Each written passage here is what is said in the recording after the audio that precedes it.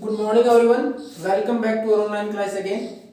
In the last class we have discussed about the role of the police कि police की क्या कुछ भूमिका होती है किसी भी क्रिमिनल केस में।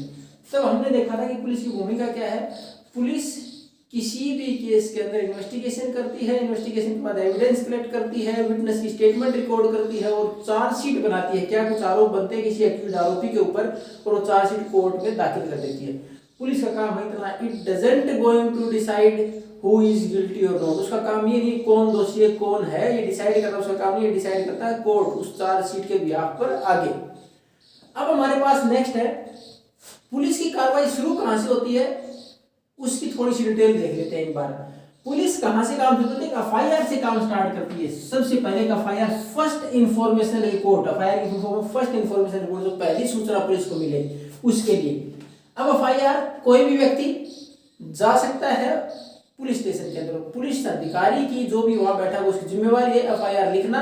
कोई भी व्यक्ति ओरली बोल के भी लिखा सकता है और कोई रिटर्न में भी दे सकता है, लेकिन वो मना नहीं कर सकता उसको। अब उस एफआईआर में होता क्या है, उस एफआईआर में होता है कि डेट की जो घटना वो बता रहा हो कब की है, किस डेट को एफआईआर लिखी गई और वो घटना कब की है, किस टाइम हुई, किस टाइम, उसके बाद कौन सी जगह पर, डिटेल्स उस जगह की या उस या इंसिडेंट की डिटेल्स, और उसके बारे में अगर कोई फैक्ट्स है, कोई भी विटनेस है, कोई सच्चाई है तो वो उस पूरा विवरण उस घटना का, कौन सी घटना किस प्रकार उसने, जहां तक जो भी कंप्लेनेंट है जिसने भी कंप्लेंट लिखाई है वो बताएगा किस प्रकार घटना हुई। आइडेंटिटी ऑफ अक्यूज्ड, जो आरोपी है अगर पता है, अगर ये पता हो आरोपी कौन है तो उसकी पूरी आइडेंटिटी की कौन है, उस व्यक्ति की पहचान है, उसका नाम, उसके साथ साथ विटनेस की वहां और गवाह कौन रहे होंगे उनके बारे में बताना, उनका भी उसके अंदर मेंशन होगा फाइल में, नेम एंड एड्रेस, और जो व्यक्ति कंप्लेंट लिखा रहा है उसका नाम भी होगा और एड्रेस भी होगा उस एफआईआर के अंदर। इतनी सारी डिटेल एफआईआर में होंगी। उसके बाद उसकी एक कॉपी, उसके ऊपर उसके जो कंप्लेंट लिखा है उसके भी साइन होंगे और उसकी एक copy without any cost, free में एक कॉपी उस कंप्लेंट करने वाले व्यक्ति को भी दी जाएगी। तो ये सारी होती है एफआईआर। इसके आधार पर ही अपनी इन्वेस्टिगेशन स्टार्ट करती है पुलिस। पुलिस के लिए इन्वेस्टिगेशन स्टार्ट करने का पहला रास्ता है एफआईआर, फर्स्ट इंफॉर्मेशन रिपोर्ट। अब उसके बाद आता है हमारे तो पुलिस की यहां तक, यहां से आगे हमने पढ़ लिया था। अब हमारे पास है रोल ऑफ पब्लिक प्रोसिक्यूटर, जो सरकारी वकील होगा, पब्लिक प्रोसिक्यूटर उसकी क्या भूमिका है। एक तो पब्लिक प्रोसिक्यूटर रिप्रेजेंट किसको करता है, स्टेट को करता है, राज्य को रिप्रेजेंट करता है, सरकार की तरफ से केस लड़ रहा है।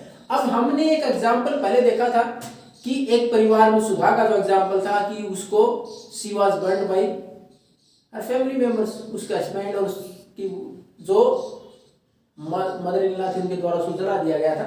उस केस में हमने देखा था कि हमने डेली वेस, उसके बाद वर्सिस, उसके बाद बाकी केस को काउंट किया था हमने कि क्रिमिनल केस, इस तरह से किसी को मारा, दहेज के केस में उसको मारा गया था।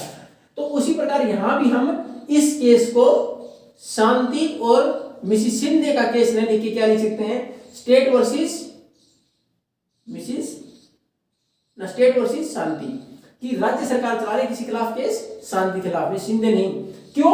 क्योंकि हम ये जो क्रिमिनल ऑफेंसेस है, क्रिमिनल जो ऑफेंस है हमारे पास, जो अपराध है इस प्रकार के, उसको हम क्या मानते हैं, it is not the offence against a particular person. इस तरह के अपराध किसी एक व्यक्ति के खिलाफ नहीं है, पूरी सोसाइटी के खिलाफ। पूरी सोसाइटी के खिलाफ कैसे है, it effect the whole society, पूरे समाज पर प्रभाव डालते हैं। इस तरह के प्रभाव कैसे डालते हैं, अब देखो अगर मान लो कि आपकी पड़ोसी के साथ जमीन का विवाद है तो दो लोग आप भी तो प्रभावित हो रहे उस जमीन से, लेकिन जैसे ही आपके आस पड़ोस में चोरी होती है तो कल को पूरे माहौल कहाँ का, उस पूरे वार्ड का, उस पूरे आसपास के इलाके का माहौल बदल, कल को हमारे यहाँ चोरी हो सकती है, पूरे समाज में एक तरह क्राइम है, व्यक्ति चोर है वो इस प्रकार की घटनाएं बार बार करेगा। ऐसे एक मर्डर है, आज इसने किया, आज वो बच गया, कल किसी और की बारी आ जाएगी, तो पूरे समाज के खिलाफ अपराध माना जाता है। इस तरह की चीजों को जो हमारे पास क्रिमिनल ऑफेंस है, ये पूरी सोसाइटी के खिलाफ अपराध माने जाते हैं।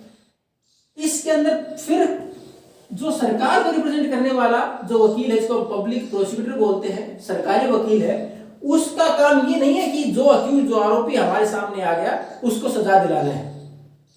उसको केवल जो पुलिस ने चार्जशीट दाखिल की उससे पहले उसका कोई काम नहीं, इन्वेस्टिगेशन में पब्लिक प्रोसिक्यूटर का कोई काम नहीं। चार्जशीट के बाद उसका काम, पुलिस सारी इन्वेस्टिगेशन करेगी, चार्जशीट फाइल करेगी, उसके बाद पब्लिक प्रोसिक्यूटर का काम शुरू होगा कोर्ट के अंदर।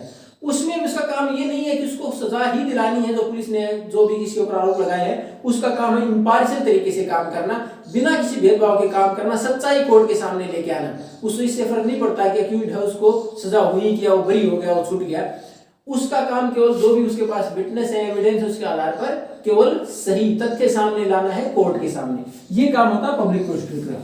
उसका कोई इससे लेना देना नहीं होता कि उसको सजा, किसको सजा होगी किसको नहीं होगी। He is just helping out the court to find out the truth।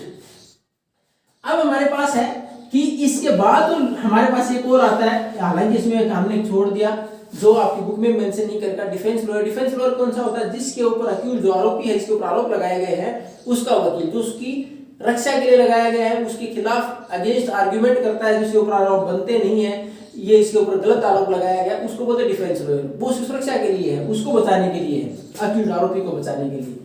अब लास्ट जो भूमिका होती है किसी भी क्रिमिनल केस में होती है जज। अब जज की क्या भूमिका है? जज के सामने जो भी एविडेंस आएंगे, जो भी विटनेस पेश किए जाएंगे, उसके आधार पर डिसीजन लेता है कि जो व्यक्ति जिसके ऊपर अक्यूज, जिसको आरोपी है, उसके ऊपर कोई कन्विक्शन है कि नहीं। कन्विक्शन, जो केस चलाया गया है कि कन्विक्शन उसके ऊपर बनती है, आरोप उसके ऊपर सही है या नहीं है। अगर वो कन्विक्ट होता है, अगर उसके ऊपर आरोप साबित हो जाते हैं, तो उसको उसके अनुसार सजा देने का अधिकार है। यानी जज अपनी तरफ से कोई डिसीजन नहीं लेता। डिसीजन का किसके आधार पर लेता है? On the basis of evidence and witness. जो गवाह पेश किए गए हैं, जो एविडेंस प्रूफ दिए गए, उसके आधार पर डिसीजन लेता है। उसके आधार पर डिसाइड करता है कि जो अक्यूज आरोपी है वो गलत है या नहीं है। उसके बाद ही कैन फाइन, जज के पास पावर क्या है, उसके ऊपर फाइन लगा दे और सेंड टू प्रिजन, उसको जेल भेज दे। और दोनों काम, फाइन भी लगा दे, जेल भी भेज दे, according to the procedure mentioned in the constitution. जो हमारे नियमों के अनुसार, रूल ऑफ लॉ में जो लिखा हुआ है कि किस पार्टिकुलर क्राइम के लिए क्या सजा होगी, उसके आधार पर केवल जज उसको सजा दे सकता है। अब लास्ट टॉपिक जो हमारा होगा वो नेक्स्ट क्लास के अंदर, वो होगा हमारा what do by fair trial. एक फेयर ट्रायल कौन सी होगी? एक फेयर ट्रायल किसको बोलेंगे कि निष्पक्ष तौर पर जो केस चलाया जाएगा कोर्ट में, उसके से हम क्या समझते हैं। If you have any doubt then you can ask. Thank you and have a nice day.